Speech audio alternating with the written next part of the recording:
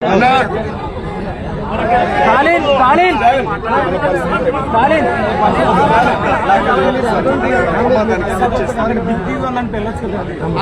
నిశ్శబ్దం. రాజాబాబు గారు మాట్లాడతారు. ఎవరు మాట్లాడారు? దయచేసి ఒక్క నిమిషం, నేను ఒక విషయాన్ని సూటిగా చెప్పాలనుకుంటున్నాను. అన్న, ప్రవీణ్ పగడాల గారిని హత్య చేసి చంపారు అన్న విషయం ఇక్కడున్న ప్రతి ఒక్కరికి తెలిసిందే. దీనిని ఎంత మసిబూసి మారేడుకాయ చేయాలనుకున్నా అది ప్రజలందరికీ తెలిసిన వాస్తవం. ఈ విషయాన్ని బయటికి తీసుకురాకుండా ఎవరో వెనకుండి తెర వెనక ఈ విషయానికి అడ్డుపడుతున్నారు అన్న విషయం కూడా అందరికీ తెలిసిందే. చిన్న ఇన్సిడెంట్ జరిగితేనే హోమ్ మినిస్టర్లు వస్తారు, చిన్న ఇన్సిడెంట్ జరిగితేనే స్థానిక శాసనసభ్యులు వస్తారు, చిన్న ఇన్సిడెంట్ జరిగితేనే ఎంపీలు బయలుదేరి వస్తారు. ఇక్కడ క్రైస్తవ్యానికి గొంతుగా ఉండే ఒక వ్యక్తి గొంతునే నరికి చంపినటువంటి పరిస్థితి ఉన్నా ప్రజాప్రతినిధులు ఎవరు ఇంతవరకు ఇక్కడికి రాకపోవడం వెనక వారికి ఉన్న ఆంతర్యం ఏంటని నేను అడుగుతా ఉన్నా. క్రైస్తవులకు ఏ విధమైన రక్షణ ఉండదా? క్రైస్తవులను ఎవరైనా చంపొచ్చా అని చెప్పి నేను సూటిగా అడుగుతా ఉన్నా. ఇది ఒక విషయం. రెండవది, కొన్ని రోజుల క్రితం, అంటే ప్రవీణ్ పగడాల గారు చనిపోవడానికి కొన్ని రోజుల క్రితం ఆయన గురించి మీకు ఒక విషయం చెప్పాలి. సుమారు 200 మంది అనాథలకి అన్నం పెట్టి పోషిస్తున్నటువంటి వ్యక్తి ఆయన. చిన్నారి రాణులు చిన్నారి రాజులు అనే అనాథాశ్రమాలకి పూర్తిగా సపోర్టర్ గా స్పాన్సర్ గా ఉన్నది ఆయనే. వాళ్ళ కన్న బిడ్డని చంపుతామని వార్నింగ్ ఇస్తున్నారు అని ఆయన తన సన్నిహితుల దగ్గర వాపోయినటువంటి విషయాన్ని మీ దృష్టికి నేను తీసుకొని వస్తున్నాను. ప్రవీణ్ పగడాల గారికి మాత్రమే కాదు, ఆయన కుటుంబం మొత్తానికి థ్రెట్ ఉంది అన్న విషయం క్రైస్తవ సమాజం అంతా తెలుసుకోవాలి. ప్రవీణ్ గారిని ఏమీ చేయలేని ఈ కుక్కలు ప్రవీణ్ గారిని బిడ్డని చంపుతామని ఆ కుటుంబాన్ని హెచ్చరించారు. వాళ్ళు చాలా భయంకరమైనటువంటి మానసిక క్షోభను అనుభవిస్తున్నారు. ఇది మొదటి విషయం. రెండవ విషయాన్ని మీ దగ్గరికి తీసుకురావాలి. ఇప్పుడు పోస్ట్ మార్టం జరుగుతుంది, ఇంకా రిపోర్ట్ రాలా. కానీ మనకున్న అత్యంత విశ్వసనీయ వర్గాల సమాచారం ప్రకారంగా ప్రవీణ్ పగడాల గారికి అసలు తాగే అలవాటు లేదు. దయచేసి చెప్తున్నాను, ఏ క్రైస్తవ పాస్టర్ కూడా మందు తాగడు. కానీ పోస్ట్ మార్టంలో ఈయన మందు తాగి బండి డ్రైవ్ చేయడం వల్లే కింద పడిపోయాడు అన్న రిపోర్ట్ రాబోతుందని ముందుగానే విషయం వార్త హల్చల్ చేస్తా ఉంది. ఒకవేళ నేను పోస్ట్ మార్టం కాకముందే చెప్తున్నాను, అలాంటి రిపోర్టే వచ్చిందా తప్పుడు రిపోర్ట్ ని బయటికి తీసుకొచ్చారు అని నమ్మాల్సి ఉంటుంది. ఎట్టి పరిస్థితుల్లో పోస్ట్ మార్టంలో ఆయన మందు తాగి డ్రైవ్ చేశాడు, అందుకే కింద పడిపోయాడు అంటే మాకున్న సమాచారం ఏంటంటే ఆ మనిషిని ఎవరైతే చంపారని మనం భావిస్తున్నామో చావు బ్రతుకుల్లో ఉన్నప్పుడు అతనికి మందు తాగించారు అన్నది కూడా చాలా విస్తృతంగా స్ప్రెడ్ అవుతున్నటువంటి వార్త. కాబట్టి ఎట్టి పరిస్థితులను చూస్తే మాత్రం చూసుకుంటూ ఊరుకునేది లేదు. ఇవాళ ప్రవీణ్ గారి కుటుంబమే కాదు, 2 తెలుగు రాష్ట్రాల క్రైస్తవులందరూ ఈగర్లీ వెయిట్ చేస్తున్నారు ఏం జరిగిందో అన్న విషయం తెలియాలి. పోలీస్ డిపార్ట్మెంట్ ని మనం నమ్ముతున్నాం, పూర్తిగా నమ్ముతున్నాం, వారి అధికారానికి లోబడుతున్నాం. అంత మాత్రాన మేమేం చెబితే అదే వింటారు అని అనుకుంటే మాత్రం పొరపాటు. ఇవాళ పోస్ట్ మార్టం కూడా చేయకుండానే ఈ బాడీని తీసుకొని వెళ్లిపోమని కొంతమంది పోలీసులు వారి కుటుంబ సభ్యులకు ఫోన్ చేశారు అని అత్యంత విశ్వసనీయ సమాచారం మా దగ్గర ఉంది. రాత్రే తీసుకెళ్లమన్నారు అని. అసలు ఏం జరుగుతుందో విషయం అంతా బయటికి రావాలా? ఒకవేళ ఇంత జరిగిన తర్వాత స్పష్టంగా అది మర్డర్ చూసిన తర్వాత కూడా ఇది యాక్సిడెంటే అన్నారు అంటే మాత్రం ఎవరెవరికి ఎంతెంత సంచులు ముట్టాయో లెక్క తెలిసే వరకు ఇక్కడి నుంచి కదిలేది లేదు. స్పష్టంగా చెప్పదలుచుకున్నా. మరికొద్ది సేపట్లోనే పోస్ట్ మార్టం రిపోర్ట్ వస్తుంది. రిపోర్ట్ వచ్చిన తర్వాత అన్ని వివరాలు కూడా నేను చెప్తా ఉన్నా. ఈ ఏప్రిల్ నెలలోనే ప్రవీణ్ అన్న వాళ్ళ బిడ్డను తీసుకుని అమెరికా వెళ్లిపోవాలనుకున్నాడు. ఎందుకంటే ఆవిడ్ని చంపుతానన్న బెదిరింపులు ఉన్నాయి. ఆయన బిడ్డ గురించి చాలా మొదలుపడుతున్న సమయంలోనే ఆయన చంపేశారు. కుటుంబం చాలా ఒత్తిడిలో ఉంది. నేను చెప్తున్నా, తెలుగుదేశం పార్టీకి సంబంధించిన ఒక కీలకమైన వ్యక్తి ఆంధ్ర నుంచి ఇది కేవలం యాక్సిడెంటే, ఈ శవాన్ని ఇక్కడ మీరు ముక్కలుగా కోస్తారు వీళ్ళు పోస్ట్ మార్టం చేస్తే, ఏ ఇబ్బంది లేకుండా తీసుకెళ్లిపోండి అని చెప్పి ఆ ఫ్యామిలీని ఇబ్బంది పెట్టాడు. అతనికి అంత అవసరం ఏమొచ్చింది అని చెప్పి నేను అడుగుతా ఉన్నా. ఇవాళ నిజాలు బయటికి రాకుండా అడ్డుకుంటున్నా నాకు కూడా ఎవడో బయటికి రావాలా? ఈ మృతి వెనుకున్న ప్రతి నిజం కూడా బయటికి రావాలి. పోలీస్ డాగ్స్ ఏం చేస్తున్నాయి? ఆ చనిపోయినటువంటి చోట ఇంతవరకు పంచనామా జరిగిందా లేదా? చనిపోయిన మనిషి మీద బుల్లెట్ బైక్ ఎలా ఉంటుంది? ఆ బైక్ ని పక్కకి తీసింది ఎవరు? ఆయన కొట్టిన కర్రలను ఏం చేశారు? అన్ని వివరాలు కూడా బయటికి రావాల్సి ఉంది. కాబట్టి సంయమనం పాటించండి. పోస్ట్ మార్టం రిపోర్ట్ వచ్చిన తర్వాత ఏం చేయాలో ఒక నిర్ణయం తీసుకున్నాం. మీ అందరికీ వందనాలు. ఇంకొక విషయం చెప్తున్నాను.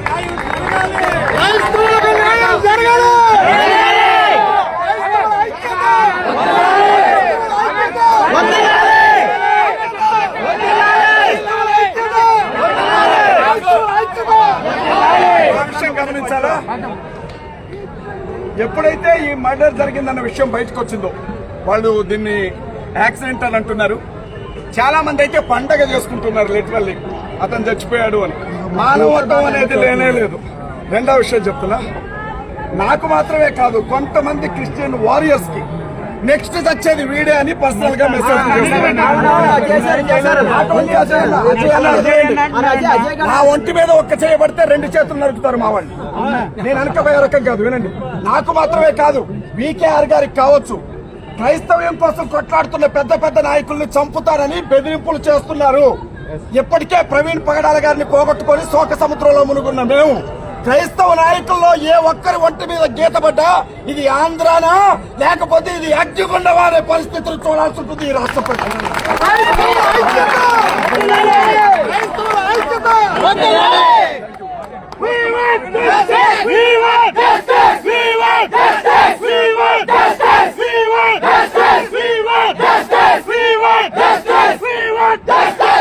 చాందమణి లింగం గారు, నేషనల్ ప్రెసిడెంట్ AICC ఓర్ మాట్లాడారు. ఇది 100కి 100 పాళ్ళు ఇది హత్యే. No doubt at all. ఒకటి ఏంటంటే దేశవ్యాప్తంగా ప్రపంచవ్యాప్తంగా క్రైస్తవులంటే కుడి చంప కొడితే ఎడం చంప చూపించే వాళ్ళగా కనపడుతున్నారు. ఒకటి గుర్తుపెట్టుకోండి, అక్కడ ఒక ప్రార్థన చేసే గుంపు ఉంది, ప్రార్థన చేసే గుంపులు ఉన్నాయి, యుద్ధం చేసే గుంపులు కూడా ఉన్నాయి. ఇటువంటి సంఘటనలు ఉపేక్షించేది లేనే లేదు. ఒక్క విషయం గుర్తుపెట్టుకోవాలి, ఇక్కడ తెలంగాణ రాష్ట్రం నుండి ఇచ్చిన ప్రవీణ్ కుమార్ అని చెప్పి ఇక్కడ జరగవలసిన కార్యక్రమాలు ఏవైతే ఉన్నాయో వాటిని దాచిపెట్టడానికి ప్రయత్నం చేస్తే సపోర్ట్ తెలంగాణ నుంచి కూడా తీసుకురావాల్సి వస్తుంది. ఇంకా ఒకటి గుర్తుపెట్టుకోండి, ఈ విషయంలో క్రైస్తవులు చేతగాని వారు కాదని నిరూపిస్తాం. ఎంతవరకైనా తెగించడానికి రాష్ట్ర వ్యాప్తంగా క్రైస్తవులందరూ కూడా ఉద్యమించడానికి సిద్ధంగా ఉన్నాం. ఎందుకంటే క్రైస్తవుల మీద ఎక్కడైతే దాడులు జరుగుతున్నాయో ఆ ప్రాంతం మీద వెళుతూ మతోన్మాదులను తిప్పి కొడుతూ ఈ వ్యక్తులు కూడా చంపుతామని చెప్పి బెదిరిస్తా ఉంటున్నారు. నీ ఉడతూపులకి చంటికాలు రాలో. మేము ఒక్కసారి కన్నెర్ర చేస్తే కబడతారు. మీరెక్కడుంటారో ఆలోచన చేయండి. మా బైబిల్ అయితే నేర్పించలా, మా బైబిల్ నేర్పించలా. ఒక్క క్షణం బైబిల్ పక్కన పెడితే కోతకొస్తాగి నా కొడకల్లారా. మేము చట్టాలను గౌరవిస్తున్నాం, చట్టాలకు లోపడ్డాం. మమ్మల్ని కలకొద్దు. మేము మంచి వాళ్ళకి కాదు, మూర్ఖులం. మాతో పెట్టుకోవద్దు. రౌడీజం, గొండాయిజం అన్నిటిని వదిలిపెట్టి ఇక్కడికి వచ్చిన వాళ్ళం. మా క్రైస్తవ గారికి మంచి జరగబోతే, ప్రవీణ్ గారికి న్యాయం జరగబోతే ఎంతకైనా తెగించడానికి సిద్ధంగా ఉన్నాం. కులా క్రైస్తవ మహారాజుకి క్రైస్తవుల ఐక్యత, క్రైస్తవుల ఐక్యత, క్రైస్తవుల ఐక్యత, క్రైస్తవులకు న్యాయం, క్రైస్తవులకు న్యాయం, క్రైస్తవులకు న్యాయం, క్రైస్తవులకు న్యాయం, క్రైస్తవులకు న్యాయం, క్రైస్తవులకు న్యాయం. క్రీస్తు మహారాజుకి, క్రీస్తు మహారాజుకి క్వశ్చన్ చెప్తున్నాను.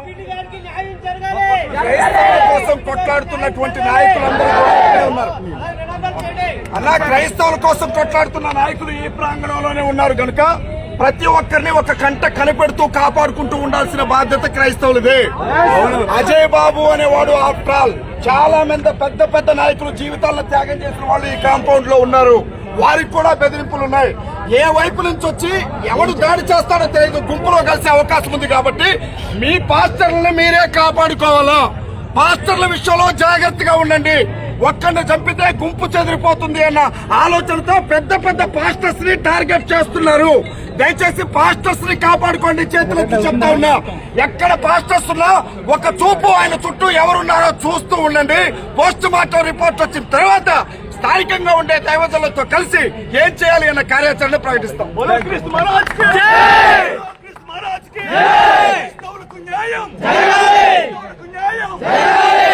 కుటుంబానికి న్యాయం, కుటుంబానికి న్యాయం, కుటుంబానికి న్యాయం.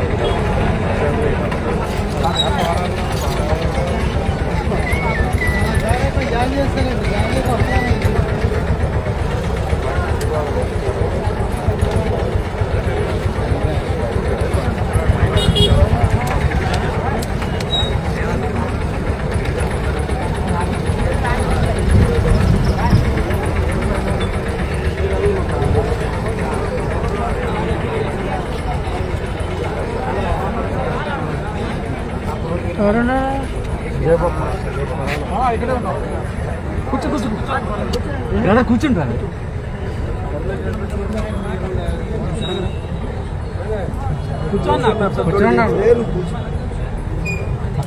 రిపోర్ట్ వస్తే అసలు అదేం జరిగిందో నిమిషాల్లో చెప్పేసేయచ్చు. జస్ట్ రిపోర్ట్ కోసమే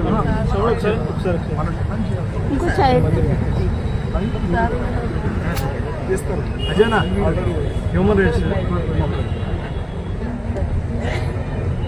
మేము కూడా టీడీపీలో నేను ఒక నాయకురాలు ఖచ్చితంగా ఈ విషయంపై ఖండించాలి. ఇది పార్టీలకి ఖచ్చితంగా పార్టీలో తప్పు జరిగిన పార్టీ నాయకులను ఖండించాలి. ఇక్కడే ఉన్నాము.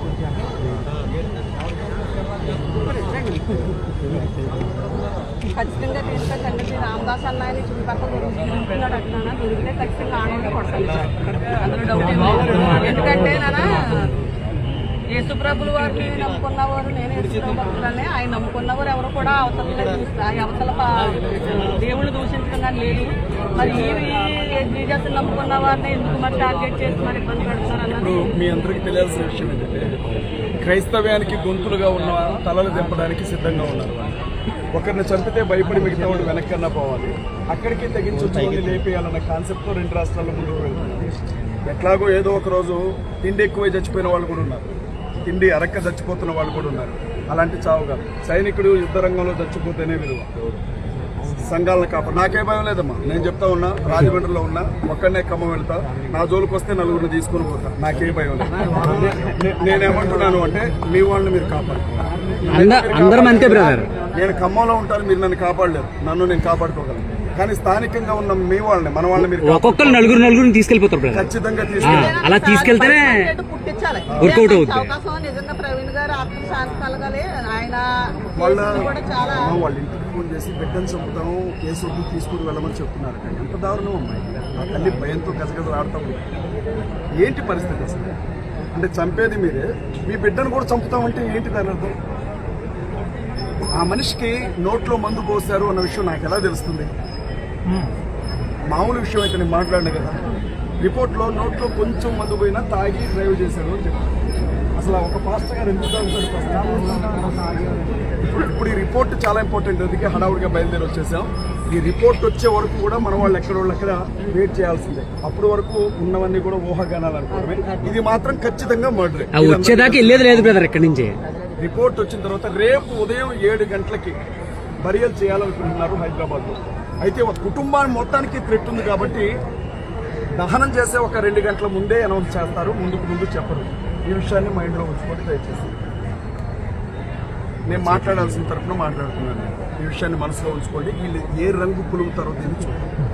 ఇప్పుడు టోల్ గేట్ దగ్గర మనకు ఒక సీసీ ఫుటేజ్ వచ్చింది, అక్కడికే దాడి చేశారు. దాని ముందు కావాలి, దాని ముందు కూడా సీసీ అక్కడికే దాడి జరిగింది. అది జరిగింది అనుమానం. అప్పటికే లైట్ అవుట్ అయిపోయింది, ఆయన ఒంటి మీద గాయాలు ఉన్నాయి. అవును, ఆ పక్కన లారీ లైట్ మాత్రం బ్లింకింగ్ స్పీడ్ గా ఉంది, ఇది మాత్రం స్లోగా వస్తుంది. సేవ్ చేశారు.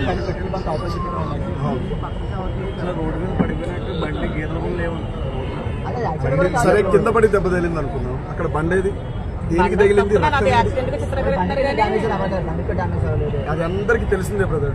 పోలీసులు ఎవరో తిరుగు తలుపుతున్నారు విషయం, ఎవరో పోలీసులు భయపెడుతున్నారు. ఆ అధికారి ఎవరో ఎంతమందిని చంపుతారు బ్రదర్, ఎంతమందిని చంపేస్తారు? ఇప్పుడు కానీ సాధించకపోతే ప్రజాప్రతిని కొట్టే సమయం ఆసన్నమైంది జనానికి. చొల్లు దగ్గర పెట్టుకొని ఎవరైనా చేయటం చాలా మంచిది. అధికారం మందాన్ని మనం ఇష్టం వచ్చినట్టు చేయకుండా ఈ విషయంలో ఖండిస్తే అందరికీ మంచిదే. ముందుకు ఫ్యూచర్ ఉంటుంది, లేదా ఫ్యూచర్ ఉండదు. 2027లో జమిలీ ఎన్నికలు వస్తున్నాయి. ఓట్లన్నీ కూడా ఒకవైపుకి జనరేట్ కావాలి అని అంటే ఖచ్చితంగా ఎదురు తిరిగి మాట్లాడుతున్న వాళ్ళ తలలు లెగాలి. మణిపూర్లో అంత చేస్తేనే ఎవడు మాట్లాడాలా, ఆంధ్రాలో ఒక హత్యకి ఎవడు మాట్లాడుతుంది. ఇంకోటి పోలీసులు లైట్కి తీసుకుంటారు, ఎందుకంటే ఇతను తెలంగాణ. రెండవది హత్య జరిగింది రాజారాం పోలీస్ స్టేషన్ పరిధిలో, రాజానగర్. ముందేమో ఇక్కడ డెడ్ బాడీ. వీళ్ళు తప్పించుకోవచ్చు తేలిక, మాకు దానికి సంబంధం లేదు అని చెప్పి. చాలా లూప్ హోల్స్ ఉంటాయి చట్టంలో. వీళ్ళు ఏం చేస్తారు అనేది తెలిసే వరకు కొంచెం ఓపిక పడితే ఫర్దర్ గా మనం ఏం చేయాలో మనం డెసిషన్ తీసుకోవచ్చు. నేను అడిషనల్ ఎస్పీతో మాట్లాడినప్పుడు ప్రొవోక్ చేస్తే కేసులు కూడా పెడతామంటున్నాడు ఆయన. ప్రొవోక్ చేయడం అంటే కేసు, మనిషి చచ్చిపోయాడు రా స్వామి అంటే ప్రొవోక్ చేశారో కేసు పెడతామంటున్నాడు ఆయన. పెట్టిన ఆమె దీనికి జైలుకి వెళ్ళినోడు అయితే బయటకు వస్తారు కదా బెయిల్ మీద. 2 రోజులు లేట్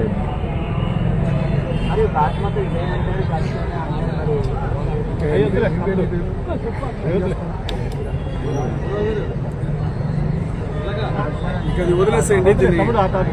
విషయం అయితే రావాలి. ఈ ఇన్సిడెంట్ జరగడమే లేటు. కరుణాకర్ వెంటనే మ్యాటర్ రాసేసాడు. ప్రవీణ్ పైడాల చచ్చిపోయాడంటగా, ఎవడు చంపాడు, ఎందుకు చచ్చాడు, అసలు వాడికి ఎవడు చెప్పాడు?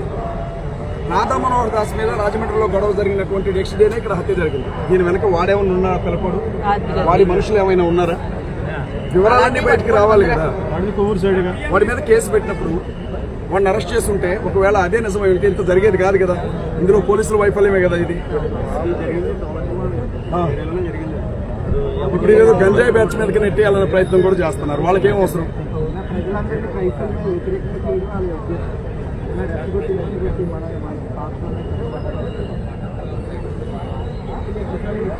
చూశాను, 2 గుర్తులు చూశాను. రెండవది హెల్మెట్, ఫారెన్ హెల్మెట్. లారీ ఎక్కిన పగలదు కానీ తలానికి పగిలిపోయి ఉంది ప్రవీణ్ గారు. హెల్మెట్ పెట్టే ఉంది, మరి హెల్మెట్కి ఏం కాదు. మనిషిని నిర్దాక్షిణ్యంగా చంపి మనిషిని పడుకోబెట్టి పైన బైక్ పడుకోబెట్టారు. బైక్ పైన బైక్ పైన ఎలా పడుకుంటారు సార్?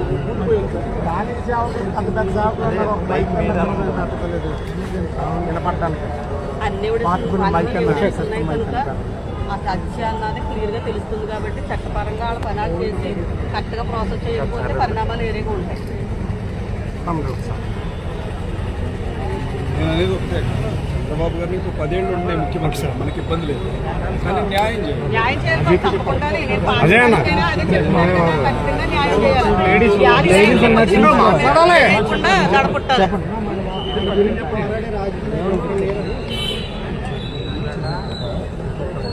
పోస్ట్ మార్టం అయిపోయింది. పోస్ట్ మార్టం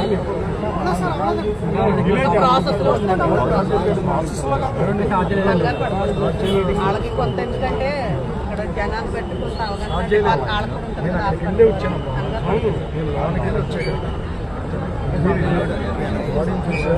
అలా పోస్ట్ మార్టం ఇందాక వినరావచ్చు.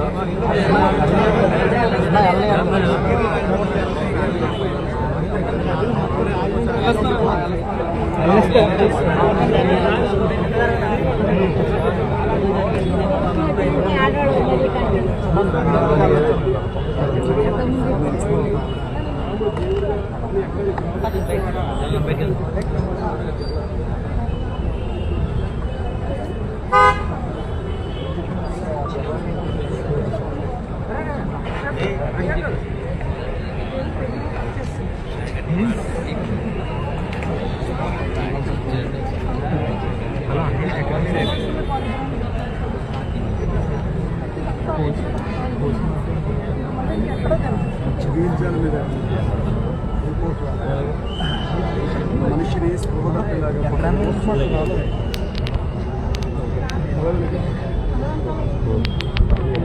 పదహారు జనవరి